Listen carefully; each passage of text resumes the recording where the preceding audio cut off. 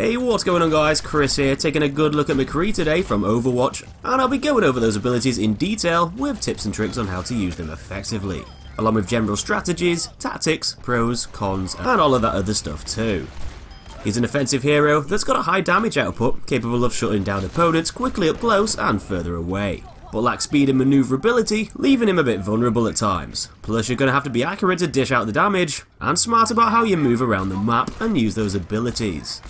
For these reasons, McCree's been given a difficulty rating of 2 stars, as he can destroy enemies when used correctly, but there might be a bit of a learning curve to get the hang of aiming, and for using those abilities in quick combinations. Just like most of the other heroes, McCree has 200 health, and down to his lack of speed, you're gonna have to be careful and use those abilities to get yourself out of some sticky situations, along with picking optimal routes for flanking enemies and sticking close to teammates and support characters for extra backup. So McCree is an outlaw, and was a member of the infamous Deadlock gang, who trafficked weapons throughout the American Southwest. McCree was caught red-handed during an Overwatch sting operation, and was given the option to either spend the rest of his days behind bars, or join Overwatch's covert ops division Blackwatch. McCree chose the latter of the two, and over time, believed that he could make amends for his past sins, by fighting for a good cause. But as corruption started to settle into Blackwatch, and rogue agents such as Reaper plotted against Overwatch, McCree disagreed with their actions and wanted no part of it, so he ran away and went off the radar. Years later, he resurfaced as a gunslinger for hire, but only chose to fight and use his skills for causes he believed to be right. Anyway, time to take an in-depth look at those abilities.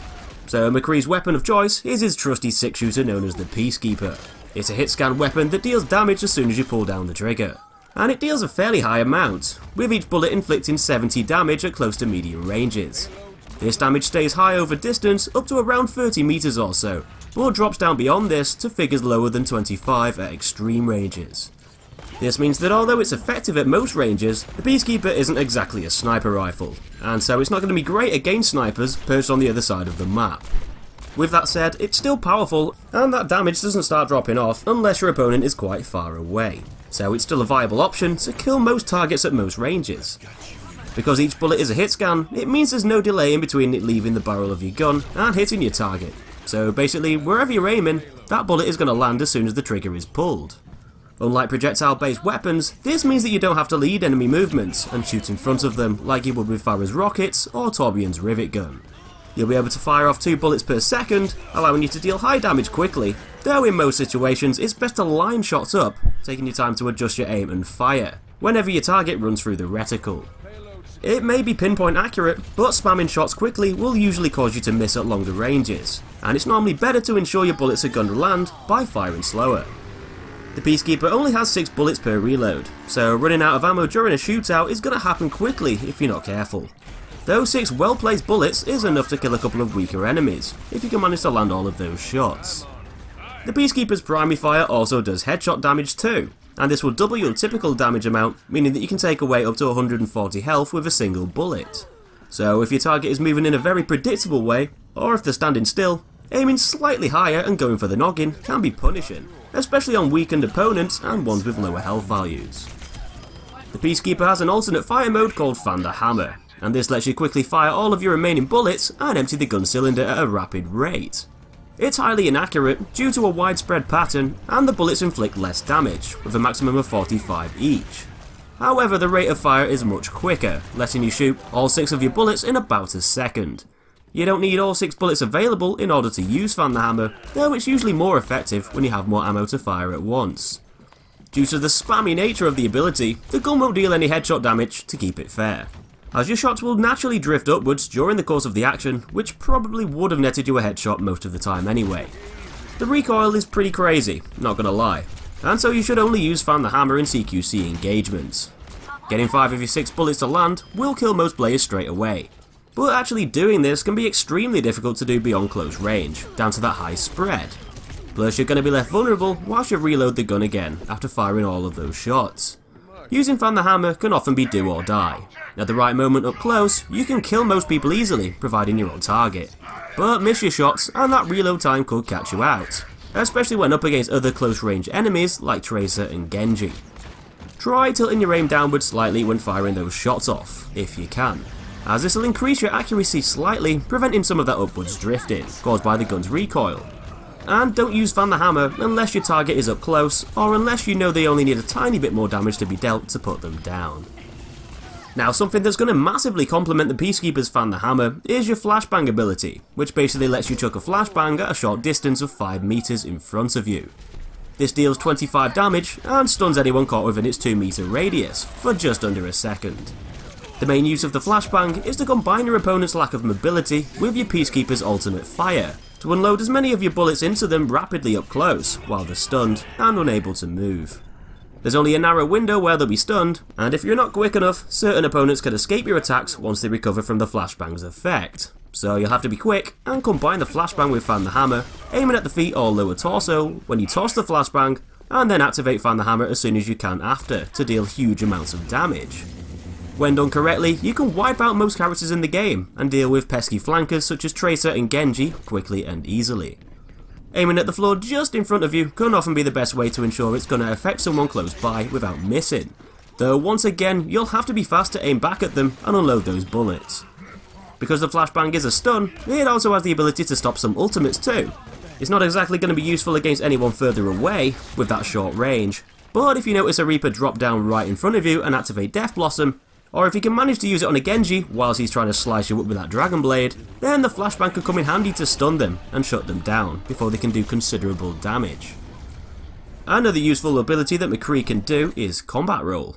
And although this might seem like a fairly useless skill compared to some of the others, it can actually be really useful for a few different reasons. The main and obvious point to make about the ability is that you'll be able to dive about 6 meters in whatever direction you're moving in to dodge incoming attacks and confuse enemies in the middle of a firefight. But the main use for the combat roll is the fact that you'll automatically reload your Peacekeeper to full every time you perform a roll.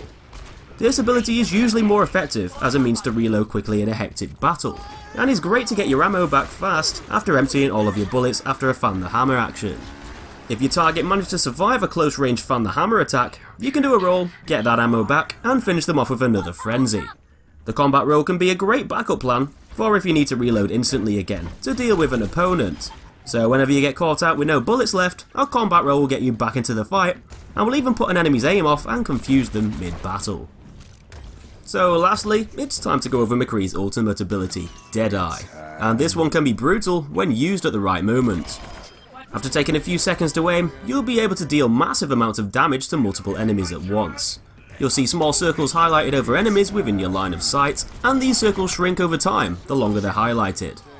Once they stop zoning in and turn into a red skull, you'll be able to deal enough damage to kill them as soon as you fire. The bullets themselves deal an increased amount of damage per second on highlighted enemies, and you'll be able to line up a kill shot a lot quicker on weaker enemies and ones that have already taken damage. It's an extremely powerful ability, though it does leave you quite vulnerable, as that movement speed is going to be reduced a lot, and you'll be highlighted with a glowing red outline, giving enemies a narrow window to kill or stun you and prevent that ability from happening. If you are stopped before shooting, you'll get to keep 50% of your ultimate charge, ready for another go in a shorter time, but activating the ability will automatically take the first 50% and firing your bullets will deplete the rest.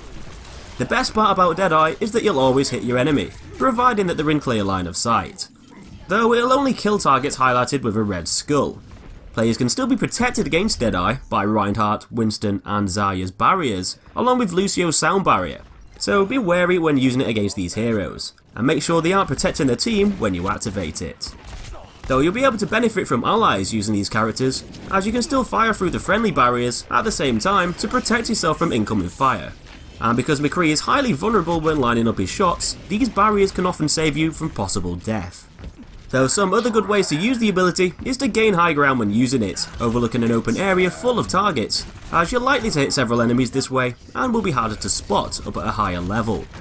Though you could always flank the enemy team and gun them all down from behind using Deadeye unexpectedly. Either way, it's best used to quickly clear objective points and take out multiple hard to kill priority targets. So McCree is a powerful hero up close and at medium distances too. You'll often need to be accurate and use those abilities in quick combinations to outgun your opponents and stay alive. He's a great anti-flanker, being able to stun and kill fast moving heroes well in CQC, though his lack of mobility and average health might make him an easy target. Sticking with teammates and working alongside tank characters to take the brunt of the damage is often a good strategy for living longer, and it's always good to memorise those health pack locations just in case you need to top that health back up and remain in the fight. So that's just about it for this one, guys. Hope the video helped. Give me a like if it did, and subscribe if you want to see more. Thanks for watching, and I'll see you in that next one.